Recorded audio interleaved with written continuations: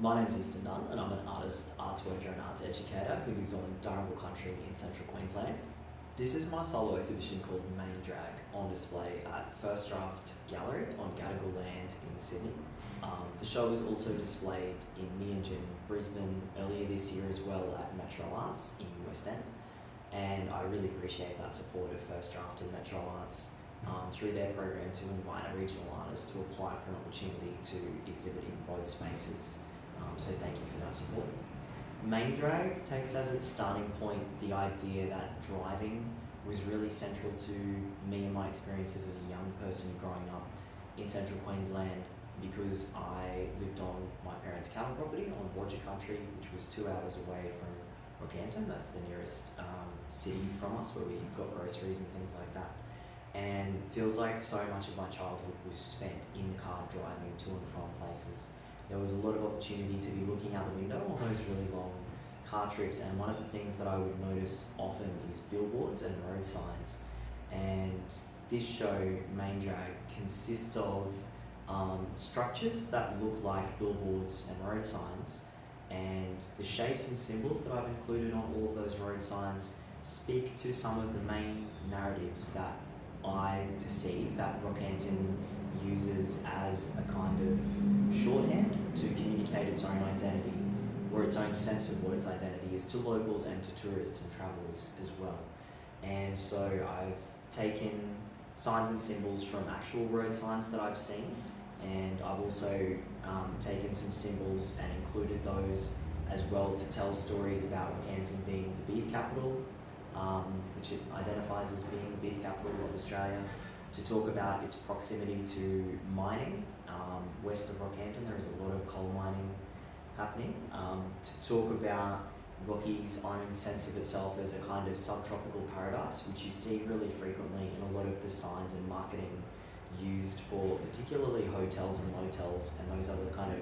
amenities used by roadside travellers. A lot of that language used to describe those places is words like, tropical paradise or subtropical oasis, or golden palms motel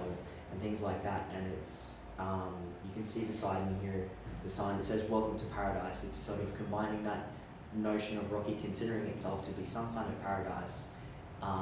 with the reference to the really iconic bull statue that's on top of the roundabout as you enter Rockhampton. And on one side of the bull statue it says welcome to Rockhampton, and on the other side it says farewell from Rockhampton. And so I've kind of borrowed that welcome to idea and swapped out the word Rockhampton for paradise as a kind of way to invite audiences to consider who the area is supposed to be a paradise for, and also to consider who's left out of that notion of the place being a paradise through that assumption. Another part of the work is a video work that is a loop of me driving from one end of that bull statue, one end of Rockhampton, to the other, and then back again, and it's 26 minutes, and it's deliberately really banal, and it's on an infinite loop. And the purpose of that is to kind of communicate some of the anxieties and frustrations that I felt as a young person growing up in central Queensland, coming of age in Rockhampton on Darringal Country, and being queer and feeling like the only opportunity that I would have to really be myself as a young queer person was to leave. And that sort of sense of feeling like you're trapped until you get to the end of school before you can make that big leap. The really tactile, bright pink surface texture covering all of the shapes on the billboards, to me, references cowhide, because I grew up on a cattle property and spent a lot of time working on that cattle property with family, and speaks to that idea of kind of feminizing and queering and adding an element of camp to symbols that are generally used to speak about typically very cis-normative, heterosexual and very masculine realms, like the agricultural industry and the mining industry in central Queensland. And that is a kind of a way of looking at my own experiences as a young queer and trans and non-binary kid who grew up on a cattle property, really enmeshed in that close-knit family community, and kind of a way of reaching back into the past and giving myself signs and signifiers and symbols of queerness when there really wasn't any for me. In the 1990s and the 2000s, when I was coming of age as a young person, the internet existed, but it really didn't exist in the way that it does now as this kind of infinite resource and source of information. It was very basic, still dial-up, and very limited in what you could access. And all of the information that we consumed as young people was mediated by big media conglomerates, and you could only consume what was available to you on those few channels. And so it just made it so difficult to recognise your own queerness or transness as a young person. And signs are meant to guide and instruct. And when I was sort of coming of age and hitting that point where I was thinking about what I would do when I left school, there really wasn't any sense for me of what my life might look like once that happened. And I guess these road signs, in a way, are a playful kind of take on that. So I guess it's very specific to me in that it's about my frustrations as a queer person growing up, but it's also intended to be a little broader and to speak to anybody who's had experience growing up and feeling a bit stuck in a rural or regional town and kind of feeling like you need to escape. And I'm really interested in trying to imagine a space, even if it's just symbolically through art, for what it might look like for Rocky to be a queer utopia at some stage in the future. And I think maybe these road signs are an imaginary kind of plan for, or a proposal for, like what a Mardi Gras might look like up the main street of Rockhampton. Like what if we turned all of those icons and symbols that the town uses to frame its identity, what if we turned them all pink? Because pink is such an important colour symbolically for queer people historically. And pink, I think, is also a really loaded colour in terms of gender. And the work is also intended to be really kind of joyful and lighthearted and playful in this fierce pinkness and the softness of it. It's intended to also speak about the joy of growing up as a queer person and